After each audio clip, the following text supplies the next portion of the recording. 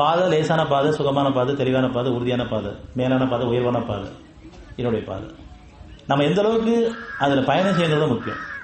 தேர்ந்தெடுத்து கொடுக்கப்பட்ட பாதை என்னுடைய பாதையில் எப்பவும் திரும்புங்க, எனக்கு பொறுத்த அவளை விரும்புங்க, தீமையான குணங்கள் நீக்கிக்கிறது, நன்மையான வாழ விரும்புங்க. இதுதான் அவன் சொல்றான்.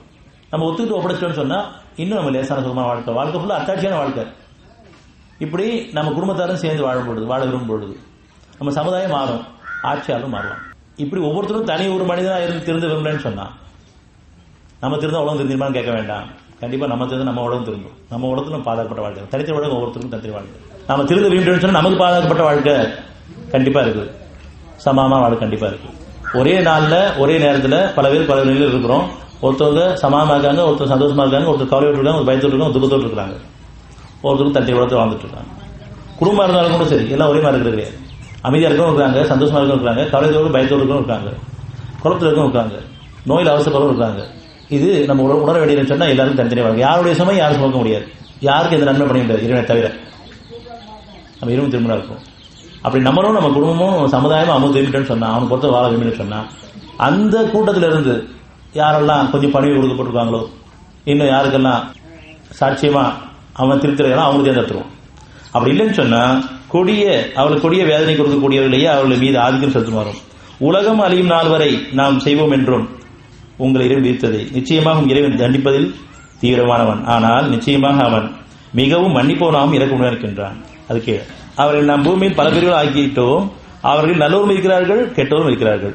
அவர்கள் திருந்தும் பொருட்டு அவர்களை நன்மையும் கொண்டும் தீமையும் கொண்டும் சோதித்தோம். இது நடந்துட்டு இருக்கும். நம்ம திருந்திருக்காங்க.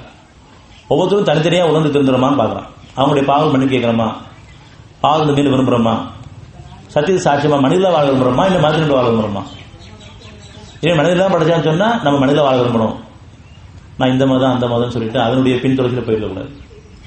நம்ம மனிதர்கள் வாழ்வதற்காக தேர்ந்தெடுக்கப்பட்டிருக்கோம். மறுபடியும் மாற்றுக்குள்ள போகவே வேண்டாம். அந்த எண்ணமே கூடாது நமக்கு.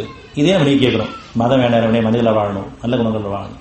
அப்ப மதம் சார்ந்த குருமார்கள், மதம் சார்ந்த கட்சிகள் அதுவும் குறைஞ்சக்கூடாது. ஒரு தீமைக்கு சிபாரிசே தீமை தான், நன்மைக்கு சிபாரிசு நன்மை தான். இருந்தாலும் நம்ம அறியாமே கொஞ்சம் அந்த பற்று இருக்குதான் செய்யும்.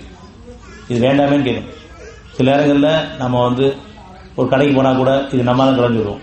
அது எது சமுதாயம் சரி, எந்த இடத்துல சொல்றோம், மத இடத்துல சொல்றோம், மனிதர்களாக பார்க்கல. ஒரு ஊர்ல போனா பாஷை தெரியாத ஒரு மொழிகள், தமிழ் மொழி சேர்ந்தவங்க இது நம்ம ஆளுன்னு சொல்லுவோம். அவனோட இடம் தெரியாது. அங்க நல்லவங்க வாழ்ந்து இருப்பாங்க. ஆனா எல்லா வகையிலையும் நமக்கு மதம் கூடாது, இனம் கூடாது, மொழி கூடாது. இதுல மதவெறியும் இனவெறியும் மொழி வெறியும் எல்லாருமே இருக்குது ஒரு குறித்த விகிதாச்சாரத்தில். அதையும் நீக்கணும், நீக்கி கேட்கணும். அப்பதான் நீங்க மனிதன் வாழ முடியும்.